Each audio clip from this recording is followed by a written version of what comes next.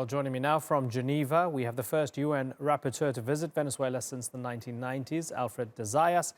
And in Washington, D.C. is Jose Aristimuno, who was the Deputy National Press Secretary for the Democratic Party and is lobbying for Juan Guaido in the United States. Gentlemen, good to have you on the program. Alfred, let's start with you. This UN Human Rights Report. Gross violations of human rights, they say, under Maduro. More than 5,200 killings in 2018, and many of them covered up by Maduro's government. Political detentions, not a good look for Maduro's government. Is it, Alfred? Do you accept the findings of the report? The government has sent a 11-page refutation of the report, including concerning the allegations of extrajudicial killings. Certainly, there are homicides. The main thing is, are they being investigated? When I was in Venezuela in November, December 2017, I spent quite a bit of time with the fiscal, with the prosecutor, and with the defensor del pueblo, the ombudsman, and that was one of the questions that I all had, to what extent is impunity tolerated? And I was given abundant information as to investigations that were ongoing and to a considerable number of convictions that had been handed down in the year 2017. Now, for 2018, I think that according to the report, only 5 convictions were handed down, but there are many investigations ongoing. So that is the issue. So you trust them, Alfred? Certainly. Do you trust them to investigate themselves and to hold to account those that committed crimes? I am very much in favor of independent investigations. That is something that I have recommended with regard to many countries, including Iran. I think that independent investigations are necessary. But also in Honduras, also in Colombia, also in Brazil. I mean, Colombia has the record of killing of social leaders. Sure, but and okay, yeah, but let's keep this focused. Certainly, let's keep this focused on the situation in Venezuela. Jose, the report came out. The government pushed back in what Alfred calls a refutation.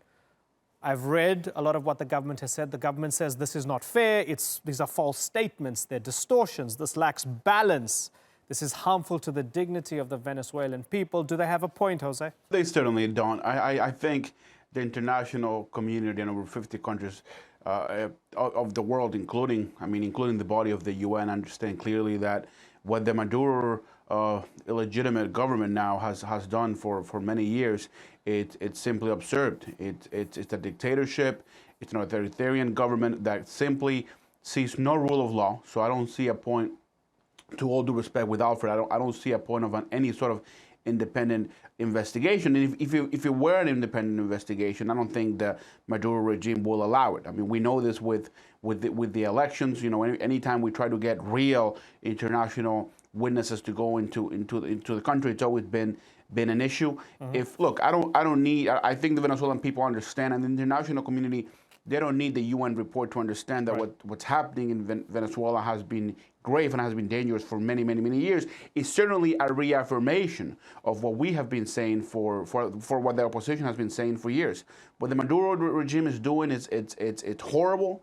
It is countless killings time after time. If you don't agree with them, if you say something against them, if you protest against them, I mean, you got to remember the killings of the students, many young people, till as recent as a couple of weeks, with the gentleman who was protesting because he had no electricity or gas in his house, and they shot him in the eye, and he's now blind. So it is absurd. Okay, so there are multiple instances, credible reports of individuals who have been killed. One of the things that Guaido said in the aftermath of the report, he came out and he said, well, the report is a clear example of Maduro's government being a regime and being a dictatorship. But the report doesn't say that. So is Guaido now milking it as well in trying to politicize it? Because the report was very specific about terrible things that might have happened on the ground. They don't delve into whether this is a dictatorship or not. Was Guaido wrong to say that? Well, look, I think there's no question that Michelle Bachelet and UN they have been very diplomatic, right?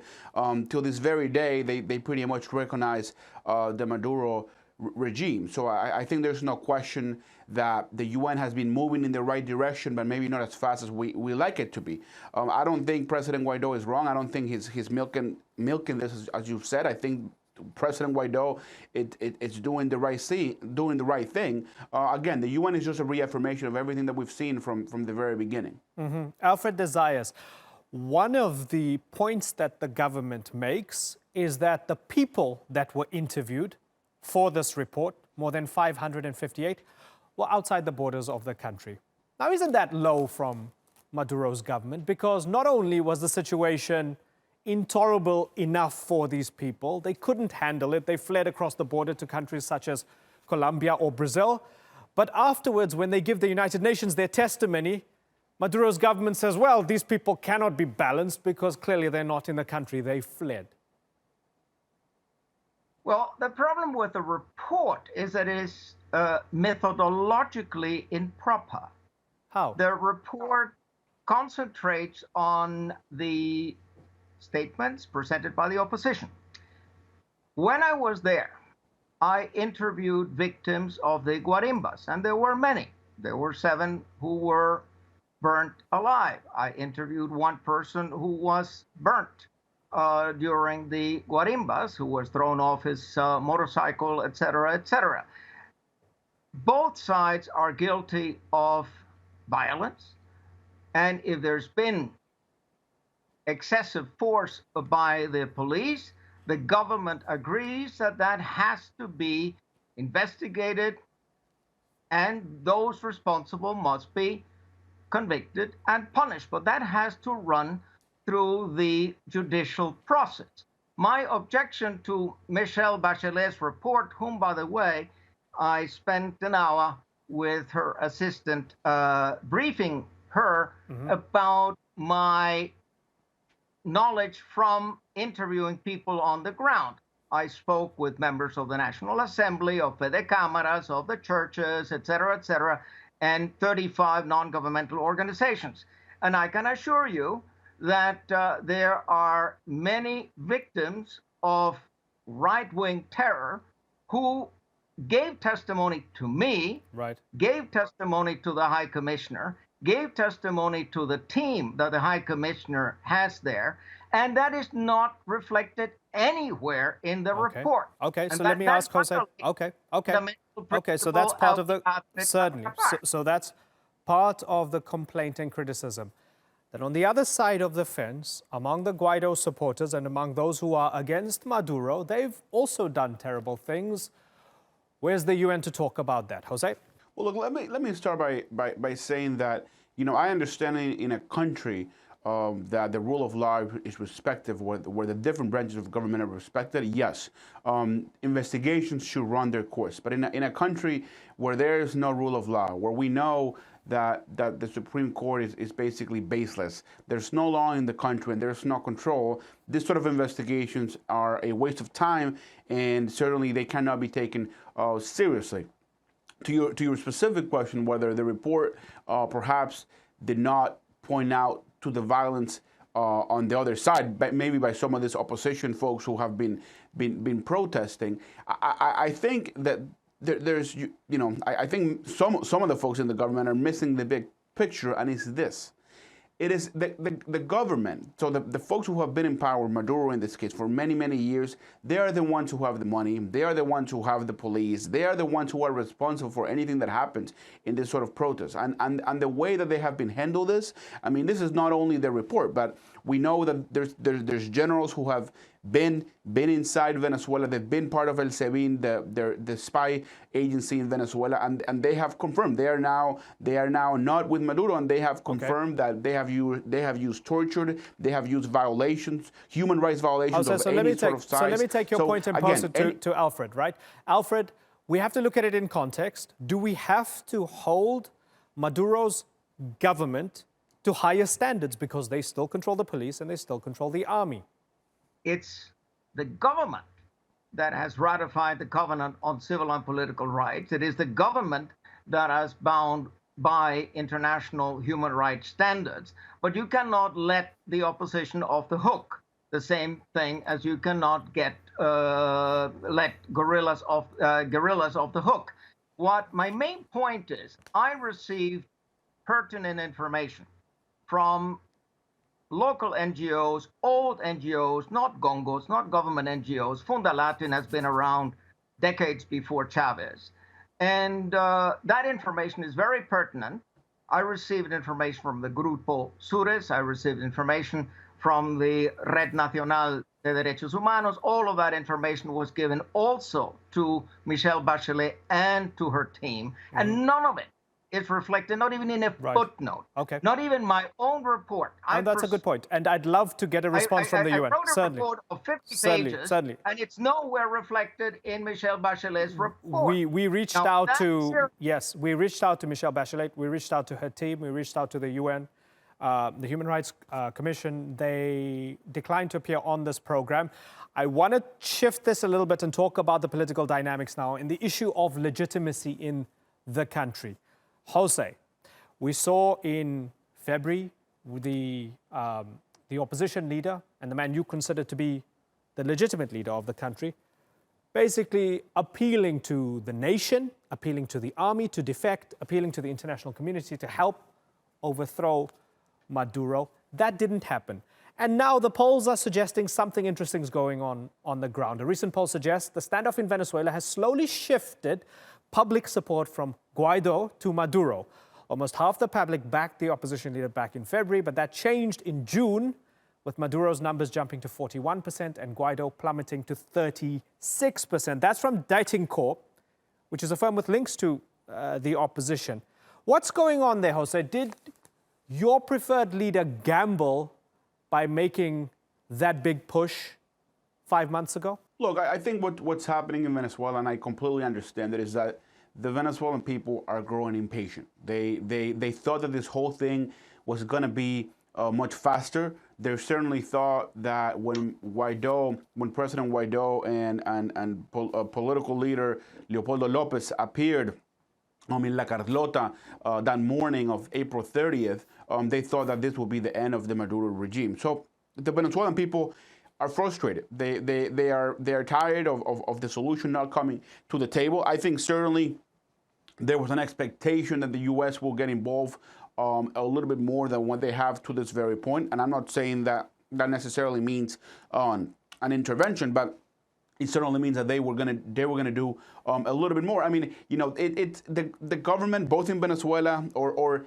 this sort of operations, they take time. They take time. Do you feel let down by Trump, Jose? Do you feel let down by Trump? I certainly do. And look, and coming from a Democrat who has supported President Trump when it comes to Venezuela openly, you know, I think he hasn't done enough. I think, yeah, the sanctions are great and the economic sanctions, we've been doing those for a long time. But I think, look, I've always been open to all options. Should be on the table. I'm not saying a full unforced military intervention. I think that would bring a lot of blood to the country, and they never end well. But something's ought to be done where the United States and maybe some other countries from El Grupo de Lima get involved. Maybe some sort of, again, I don't think the intervention is the right word, but some sort of help, real help that comes into the country. Number one, and number two, we saw it with the medicine. We've been starting to push medicine and humanitarian aid through Cucuta and through Colombia, but that's got to be done at a much higher and a much faster pace. Right. But I am disappointed in President Trump that as he gets closer to the presidential election here back home, he's sort of been slowly pushing back or getting back when it comes to Venezuela. Okay. Interesting to hear that from you, Alfred. The Norwegians and the Barbadians are hosting talks, proposed talks, trying to sort this out. Are you optimistic about that? I am very much in favor of the talks, very much in favor of the Montevideo mechanism. This has been supported by the Secretary General of the United Nations, Antonio Guterres, and indeed, I think that the only solution can be a negotiated one. On the other hand, we have the bad experience that for 2 years, José Luis Rodríguez Zapatero had negotiated in the Dominican Republic, and at the last minute, Julio Borges refused to sign when the document was already agreed.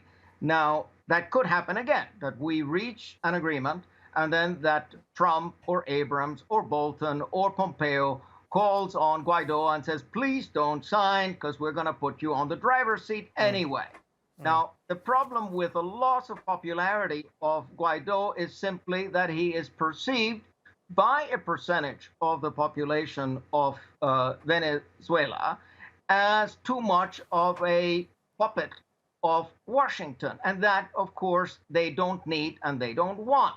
So what I'd like to see is the opposition to get its act together and to agree on a date for parliamentary elections and for presidential elections. I mean, these are provided for in the Constitution, and I would like to see that decided in the ballot box. But as I told the opposition when I was there, if you take power, don't forget, you're not only the president for the rich, you are the president for the 5, 6, 7, 8 million committed Chavistas who will not accept that the free education or free medical care and the social services will be cut. And that's what happened after the coup 2002, that the Carmona decree did away with 49 pieces of social legislation, did away with the Supreme Court, did away with the Chavez National Assembly. That we don't want to see, nor do we want to see civil war. So I hope that Barbados will deliver. And there are many people who wish the negotiations to succeed, among them Sri Ravi Shankar, who has offered his mediation, as indeed the Pope. Alfred and Jose, I hope to have you both back on the program sometime soon, but I've got to move on. Thank you very much for joining us.